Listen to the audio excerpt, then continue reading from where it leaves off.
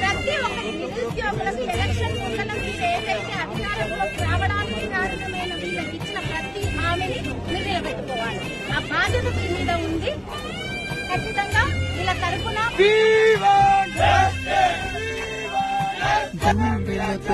వేసుకున్న